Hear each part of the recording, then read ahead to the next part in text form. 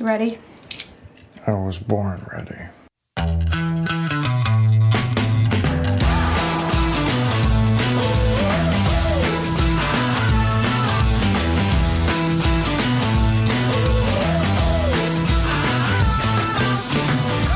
Welcome to an Emergency Advisory Opinions. I'm Sarah Isgur, that's David French, and we are only here to talk about Judge Aileen Cannon dismissing the classified documents case brought by special counsel Jack Smith down in Florida. First off, David, on a scale of 1 to 10, what's your bonkers level? Okay, so 10 is max bonkers and one is solid, pure law. Yeah.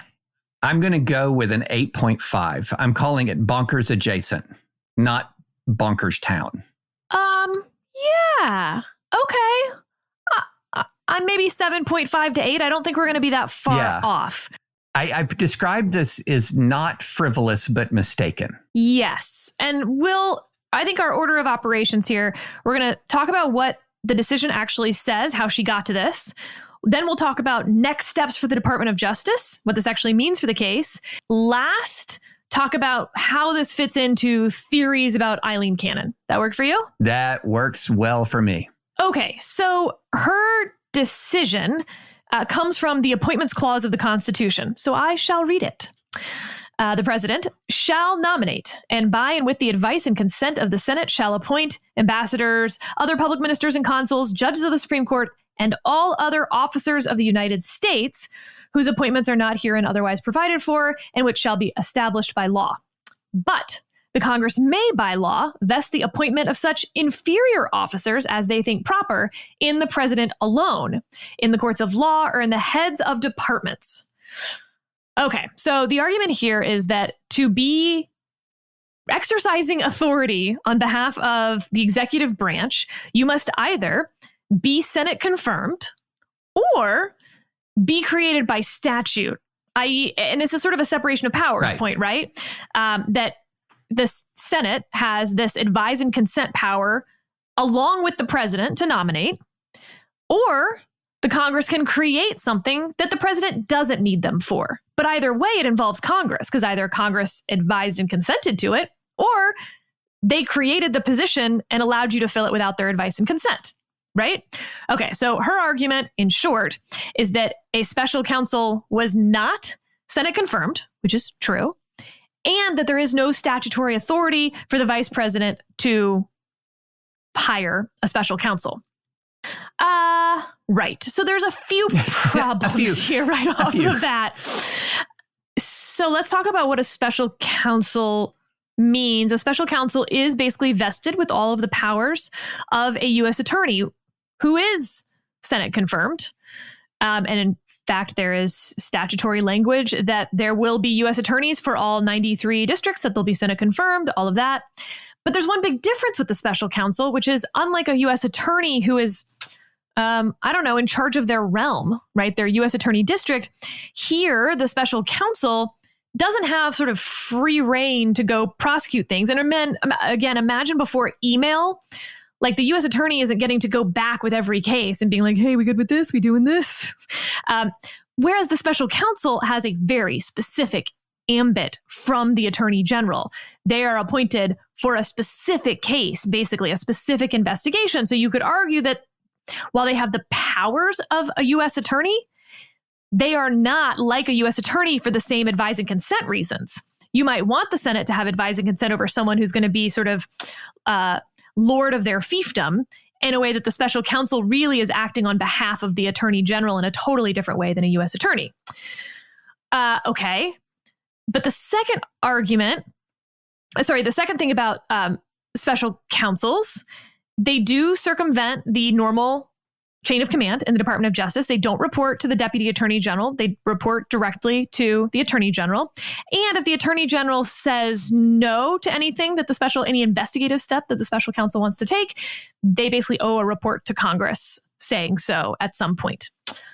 And the special counsel comes from outside the government. So here are the textual hooks. There's quite a few mentioned in this, but there's two big ones. So I'm just going to talk about the two big ones that the government points to. One is 28 USC section 533. And remember, Congress passes these statutes. So this would be under Part 2, right? We know he wasn't Senate confirmed, but did Congress tell the Attorney General that he could hire special counsels? 28 U.S.C. 533. The Attorney General may appoint officials to detect and prosecute crimes against the United States, to assist in the protection of the persons of the President, and to assist in the protection of the persons of the Attorney General, to conduct such other investigations regarding official matters under the control of the Department of Justice and the Department of State as may be directed by the Attorney General. Okay, that seems pretty straightforward. Pretty clear there. And now I'll also read you 28 U.S.C. 515 Part B. Each attorney specially retained under authority of the Department of Justice shall be commissioned as special assistant to the Attorney General or special attorney and shall take the oath required by law. Okay, so that's Jack Smith's argument for why he is legal, road legal, as they would say. But she's not buying any of that. So on 28 U.S.C. 533, where it says the Attorney General may appoint officials to detect and prosecute crimes against the United States, of course, Jack Smith's argument is that's literally what I am. Right. Official, in this case, means a non-Senate confirmed employee of the Department of Justice. Her argument is that's not what official means. Official basically means not a prosecutor, like an FBI agent, things like that. And then on 28 U.S.C. 515, the argument would be that each attorney specially retained under authority of the Department of Justice shall be commissioned as special assistant to the Attorney General or special attorney. Under the authority means that you still need some other authority. This is simply, explaining how they'll be commissioned if there's some other statute that they were hired under. Putting a lot of weight on the past tense of retained. A lot of weight on past tense, yes. A lot of weight on the past tense, yes. Each attorney specially retained under authority of the Department of Justice shall be commissioned as special assistant to the Attorney General or special attorney. Okay, so David, let me just walk through prosecutors real quick. So there's U.S. attorneys. There's assistant U.S. attorneys that we call AUSAs. That's the vast majority of federal prosecutors that we talk about. But, and I think this is sort of relevant here, there's also SAUSAs. SAUSAs are special assistant U.S. attorneys. They are hired from outside the department to help prosecute a case. Now, oftentimes they're going to be from the local DA's office, and you basically are giving them cross designation, if you will, so that they can be part of the federal trial if, for instance, this was a state crime and a federal crime, but we're doing that, or any number of other reasons. Certainly a SAUSA is not thought of like a special counsel. They're not in charge of stuff. But to be clear, there are special prosecutors brought in from outside the department. And I'm curious how this would affect them. Okay, so that's the textual back and forth. Now I want to give you the precedential back and forth, because in U.S. v. Nixon, this was also a special counsel that prosecuted Nixon. And it was a question, of course, over executive privilege that goes to the Supreme Court. And here's the line from the Supreme Court. Under the authority of Article 2, Section 2, Congress has vested in the Attorney General the power to conduct the criminal litigation of the United States government. It is also vested in him the power to appoint subordinate officers to assist him in the discharge of duties, citing 28 U.S.C. 509, 510, 515, and 533, the two we just talked about. Acting pursuant to those statutes, the Attorney General has delegated the authority to represent the United States in these particular matters to a special prosecutor with unique authority and tenure.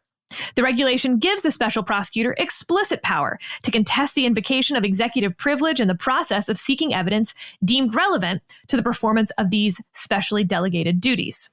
That would appear to be the ball game. And indeed, more recently, when I was at the Department of Justice and Robert Mueller was appointed as special counsel, the question of whether his appointment was constitutional came up to the DC Circuit. They held that it was, citing that. And it was pretty easily taken care of because that literally says that it's a done deal. Okay, so she says no, because that's actually dicta. The question of whether the special counsel appointed to prosecute Nixon was constitutional was not briefed to the court. It was not a question that the court was considering. And so the fact that they say this without any briefing, means that it doesn't count, right? We talked about dicta in a previous episode about the rap about Justice Alito in the net choice case, talking about how everything in Justice Kagan's majority opinion was dicta. And you and I sort of went back and forth that like, not really what dicta means. Pure dicta is supposed to be like an aside that's not relevant to this case. Here, of course, this is incredibly relevant to the case because it's a question of who gets to even argue about whether there's executive privilege. The regulation gives the special prosecutor explicit power to contest the invocation of executive privilege in the process of seeking evidence deemed relevant to the performance of those specially delegated duties. So she says it's dicta. She says because the DC Circuit was also then relying on that dicta, all of it's irrelevant to her. It's now a case of first impression. The text isn't persuasive, and that's the end of the case. So, David, what of that gives you the 8.5 rating, and what of that makes you subtract 1.5 points from Bonkerstown? Yes, that's a great question. So let me begin with the 8.5 rating. First, as a U.S. District Court judge, you need to remember your role, okay? And your role is, as faithfully as possible, to apply precedent set by the higher courts, not to project what you think a new court might do. That is not you. That is not what you're supposed to do.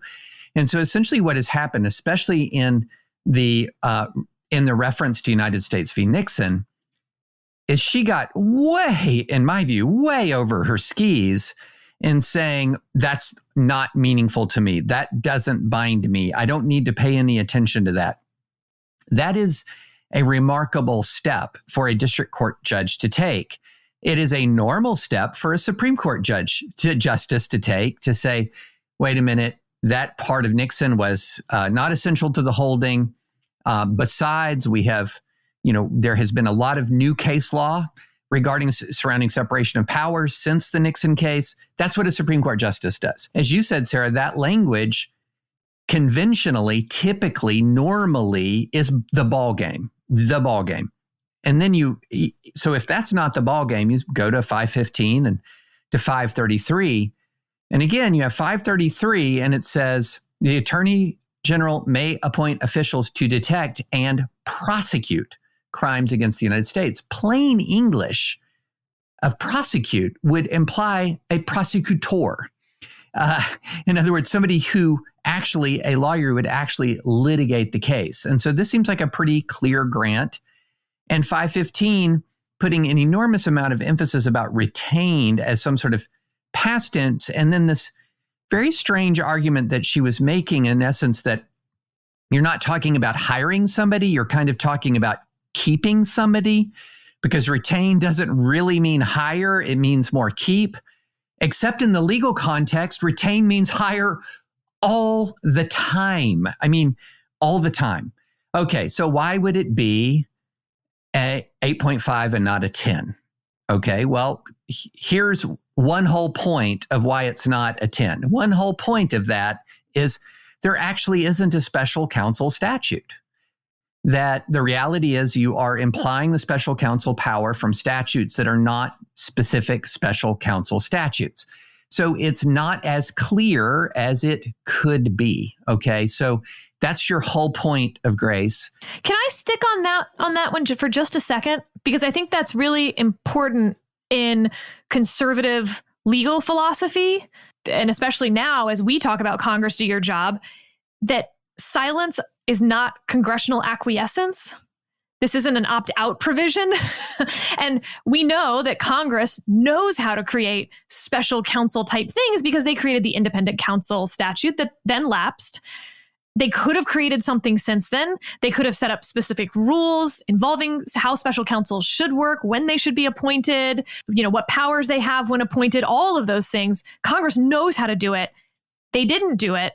That's, I think, 100% 1 point in her favor. That we don't simply say lack of congressional action is acquiescence. Yeah, 1 point. The other half point is entirely related to there is a kernel of truth in that since, say, United States v. Nixon, the Supreme Court has been moving more towards this, as we've talked about, this super robust separation of powers view.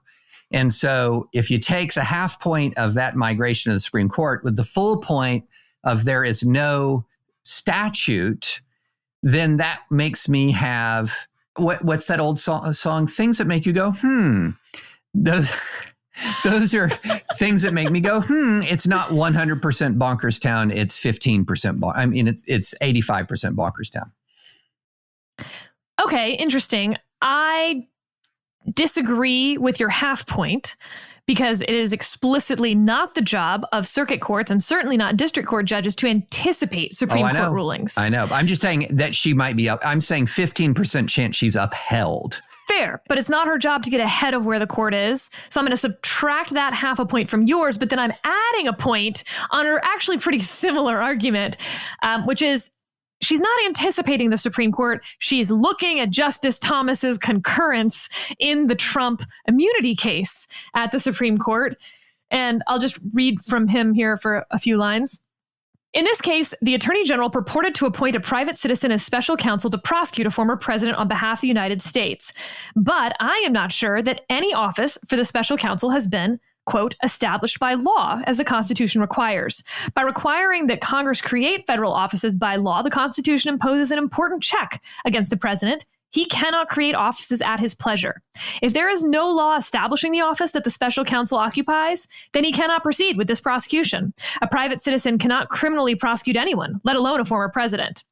No president has faced criminal prosecution for his acts while in office for more than 200 years since the founding of our country, and that is so despite numerous past presidents taking actions that many would argue constitute crimes. If this unprecedented prosecution is to proceed, it must be conducted by someone duly authorized to do so by the American people. The lower courts should thus answer these essential questions concerning the special counsel's appointment before proceeding. Hey, Judge Cannon! A lot of people saw that last sentence as a specific invitation to Judge Cannon, knowing that she was sitting on this motion that had been argued about a month before. I will say, David, that Judge Cannon's 93-page opinion, I don't think could have been written in the 14 days since that concurrence came out. And in fact, she barely cites Justice Thomas. There's really only one citation, and it's not a quote or anything. It's just like, see also Justice Thomas's concurrence. That to me almost felt like the judge doth protest too little. Like, you have a Supreme Court justice who just said this. You're really not going to cite that at all, which makes me feel like actually it was a big motivating factor, but you didn't want to cite it. I don't know. That we'll get to the motive section later. So I'm giving this an 8 because I think this all should have been done with a different tone and decided the other way, but with a note to the 11th Circuit that's like, I hope this is appealed. This is a very close call, but given the Supreme Court's language on this, that while it appears to be dicta, nevertheless, the 11th Circuit has held that dicta can be nevertheless precedential when it comes from the Supreme Court. So 11th Circuit, teed up for you. In the alternative, and this is pure personal preference, David, the way that Judge Sutton, for instance, rates his opinions is, hey, there's this question, this argument, and this argument. Here's the part that I don't think is a close call, but here's the part that's kind of a close call. Like this part was persuasive, but I don't know. I have to make a decision and I'm deciding it this way. It lends a lot of credibility to an opinion when there's humility in the writing. This felt so, I'm absolutely sure this is definitely correct. Absolutely no question about it. That undermines the credibility. Like it undermines whether you're right when you, for a case of first impression as a district judge, basically leave no possibility that you might be calling this especially one wrong. In the face of all of this. And it's generous to her to call it dicta. But in the face of the Supreme Court language, to sort of have the air, it's like it's written by a 75-year-old con law professor who's been like swarmed by students for 45 years telling him how brilliant he is. And it's written like in that tone where she's just really lecturing all of us about the incredible clarity of her constitutional thinking. And I'm reading through it and I'm comparing it to the statutes. I'm comparing it to the case law. And I'm just thinking this confidence is utterly and totally misplaced. Right. This is at best incredibly hard if you're going to decide it this way. Yeah. And again, I think the more persuasive thing would have been like, actually, I think there are real questions here. Given the Supreme Court's language on this, I'm going to uphold the special counsel's constitutionality, but I absolutely agree that the parties should appeal this or something to that effect, which we've seen past judges do. I remember Lee Radofsky's Voting Rights Act opinion actually said, like, hope this is going to appeal. It's, and I'm going to stick for a minute on this dicta issue because I just can't get over it. It's the part of the opinion that I most can't get over. And I'm going to stick, and every practicing lawyer, every litigator in here will understand what I'm saying, that if I have precedent from a standpoint of precedent, if I'm walking into a courtroom with bubkus, with jack and squat, and my opposing counsel is walking in with extremely on-point language from the Supreme Court that may not have been part of the holding of the Supreme Court case, but is absolutely spot on to my case, I'm just going ahead and thinking, I'm taking the L on this one. That's just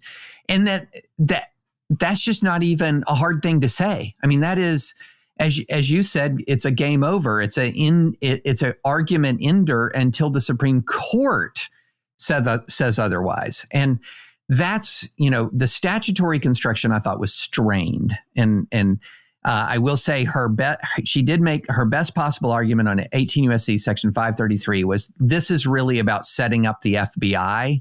It is not really about granting the Attorney General sort of blanket prosecutorial hiring powers. And I thought that was the best argument there. And so but I still call it strained. But it's when you add in the Supreme Court language that puts it bonkerstown adjacent. Again, we're not fully in there. We're in the close-in suburbs of bonkerstown because of that, in my view. Let's talk about what's happening next. First of all, the Department of Justice has already put out a statement saying that they're going to appeal this to the 11th Circuit. Remember, the 11th Circuit has already reversed Judge Cannon twice related to this case. I think there's a high chance of reversal here for all the reasons we've said, David. But they do have another option, which is even if the 11th Circuit says like, well, actually, like, no statutory language to me and dicta, whatever. Yeah. First of all, that will go to the Supreme Court. And right now we only have Justice Thomas, and he doesn't say which way he would come out. He says it's worth asking the question. Fine. They can always just have the U.S. attorney refile this. This was not dismissed with prejudice. This gets interesting on a few levels if they were to have the U.S. attorney refile it. And remember, just for what it's worth, this case was never going to trial before the election. And if Donald Trump wins, this case was always getting dismissed. So we have always been living in a world where Joe Biden has to win the election for this case to move forward. All right, so Joe Biden's won the election. It goes to the 11th Circuit, blah, blah, blah. They're like, let's just get this over with. Let's just have the U.S. attorney do it instead of Jack Smith. One, there's a question about the evidence, sort of a almost fruit of the poisonous tree argument here, David.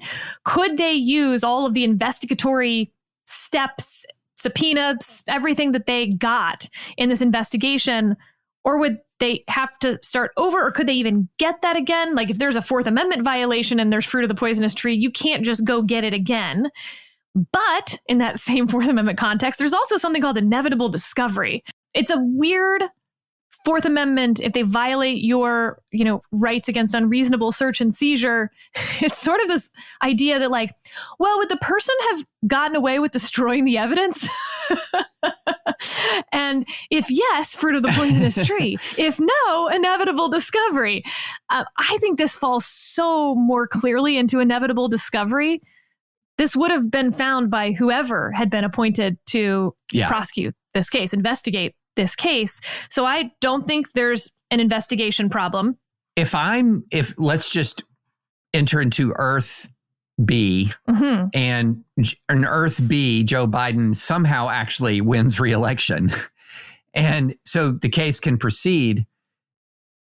In your judgment, doesn't it seem just simpler and cleaner to just say, U.S. Attorney, Southern District of Florida, your case, go? There's a problem, though. Merrick Garland said that he needed to appoint a special prosecutor, which is appointed when either there is no one in the department who can do the investigation without a conflict of interest or the appearance of a conflict of interest.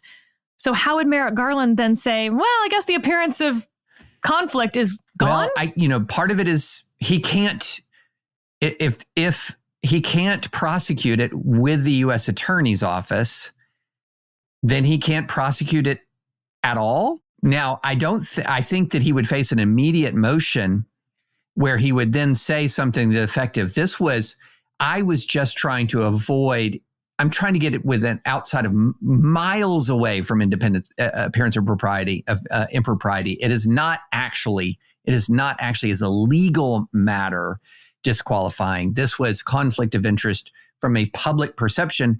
And I still would prefer to have the special counsel, but that option is taken away from me. So I have to weather the public storm, that public impression that I was wanting to avoid, to prosecute the case. But yeah, you're right, Sarah. They appoint a special counsel for a reason. Or here's the other question. I suppose if you bring in a U.S. attorney from a neighboring district, is that same problem? The point is that the person is appointed by President Biden. I think the best argument is that the reason they needed a special counsel was because President Biden was running against former President Trump, and therefore there was a conflict for those political appointees of President Biden, given that if President Biden won again, they would potentially keep their jobs, but if President Trump won, they would lose their jobs. So after the election, maybe that conflict is gone, and therefore you can proceed with the U.S. attorney. There's another question that people have raised, David. Okay, so if they refile this case with a U.S. attorney, do they get a new judge? The answer to that is we don't really know. There is something called related issues motion that basically, like when something like this happens, a case gets dismissed without prejudice, or you have to amend your complaint or whatever else that would put you back into the wheel, that usually the government would file a related case motion saying like, look, we have a judge who's already up to speed on this case, so you don't put this back in the wheel for reasons of efficiency, judicial efficiency and efficiency of resources. It should go back to the same judge. I think it's fair to say that the government would not be filing that motion in this case. But nevertheless, the interest of judicial efficiency would still apply. And it's hard to see why you would get a new judge. That being said, technically speaking, when a case has been dismissed and you file a brand new case, that case can go back into the wheel and they pick a new judge. So, but Sarah, that was a long discussion when all you needed was a much shorter one. Okay. Which is Aileen Cannon going to stay with Donald Trump? Yes, whether it's in the wheel or not. Okay, if it goes in the wheel or not, because in all the non-Manhattan cases, the Trump law in play is whatever can help Trump will happen, even the most unanticipated things. Prosecutor has an affair with the special counsel she hired in Georgia? Sure. Why not? Okay. Yeah. So in this circumstance, it's absolutely the case that Aileen Cannon, somehow she'll end up on the 11th Circuit later in this case.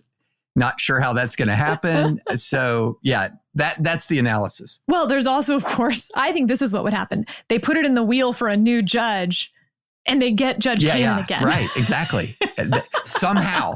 Or it'll be another judge, and that judge will, decide he has to go. He has a long planned vacation, and then they'll do it in the wheel again. It's just somehow it'll happen. All right. Last thing here. We've talked about the two possibilities that we've really entertained, that Judge Cannon is in the bag for Donald Trump, or Judge Cannon is not the most competent judge. And for instance, when we've looked at the long delays, you could have a long delay on motions because you're not good at getting motions off your place. You're having the judicial yips, as I think I called it before. You're just having trouble making decisions. How does this factor into your analysis of Judge Cannon now? I'm sorry, it's tilting towards the bias meter. I mean, we're tilting towards the bias meter here. As you said, Sarah, there are so many ways as a district court judge to cast doubt on Supreme Court authority other than contradicting the Supreme Court. There are ways to do it. That's, of course, the biggest thing. It's just difficult for me to see this case coming out this way in a situation where not only it's not this does not strike me as a low intellectual horsepower kind of decision. Read this thing, it is not screaming low intellectual horsepower. It is definitely screaming, man, I've read a lot of MAGA law. And that's what it's screaming. It is not screaming, I don't have a lot of intellectual horsepower. So I hate to say this because I hate to ever make this assessment, but if you're making me guess, I'm now in the David Latt position. Like David Latt said last time that he thinks there's some bias here, even though there are other factors. I'll give you, look, I agree to if you were betting on this or handicapping it, obviously this would provide some more evidence on the one side. But I do think about that Justice Thomas concurrence, and that if you're sort of having the judicial yips and you're not sure how you're going to decide this motion, and you see that and you're like, obviously Justice Thomas is going to be someone she looks up to greatly, that it's not really about Donald Trump. It's about Justice Thomas. But then you've got your 14 days and, all of the things that you were talking about before, that she barely mentions him. No way she wrote this since the last. So, yeah, I mean, I think yours is the charitable take. Mine is the Occam's razor take, and that's fine. Yeah, I think that's right. Okay, so this is going to the 11th Circuit. Obviously, everyone is going to follow this, not just us. We will be looking to see what panel draw they get, when that goes to oral argument, all of that stuff. But in the meantime, we just wanted to give you a little emergency advisory opinions rundown of the dismissal of this case, which, again, if we can do just the punchline, this case was never going to trial before the election. And guess what? It's still not going to trial before the election. Wait, Sarah, we forgot something important. Have we officially announced that the advisory opinions now has an official NBA basketball team? We've not. I see you're wearing your shirt. I have my Memphis Grizzlies shirt on because Grizzlies were playing tonight in the Summer League. But Zach Edey, 2-time Player of the Year in college basketball, Purdue star, and everyone who listens to advisory opinions know that means husband of the pod's favorite player. And he is... Yeah. And grandfather and great-grandfather of the brisket also went to Purdue. So talk about a cross, like this is like a crossing of the streams, like in Ghostbusters, like that does just incalculably powerfully good things. Like my pre-existing Grizzlies love, the newfound Grizzlies love in your household. Adam, it's just moments before you're going to be diving into the Grizzlies. And so, yeah, it's a big day. It's a big day. And Memphis won its Summer League game. So this is great. Huge. It's huge. It's enormous. Thank you, Zach Edey, for being the official NBA player of Advisory Opinions. Yes. Thank you, Zach. Oh, you're on a first name basis with him now. Absolutely. Okay. We were boys the instant he was drafted. I mean, yeah. Oh, one more thing on the special counsel, by the by. This actually is also, how you said like your 1.5 points that you subtracted. We didn't get to talk about the policy side of this, but if you remember, we had Rod Rosenstein on this podcast years ago, and he talked about the problems with appointing special counsels and the proliferation of special counsels in recent years. Whether this decision is right or wrong, sort of alongside your point that Congress should make a statute authorizing this or not authorizing this or something.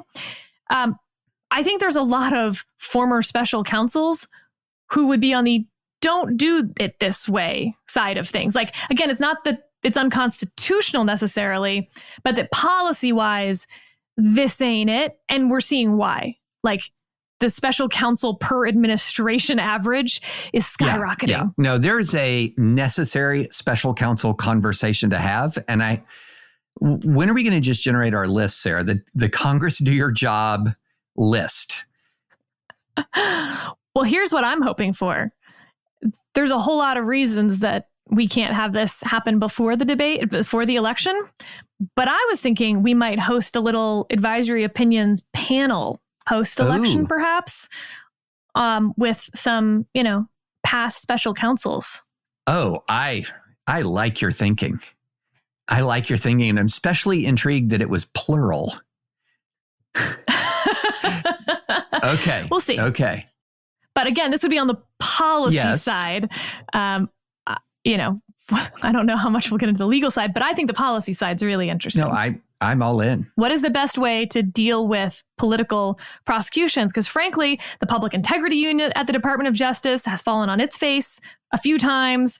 The special counsel thing isn't really working in terms of lowering the temperature on these investigations. It's definitely not doing that. Nobody's like, oh, well, no, it's a special counsel, so I'm totally going to buy into whatever that person does. They're independent. So what should we do?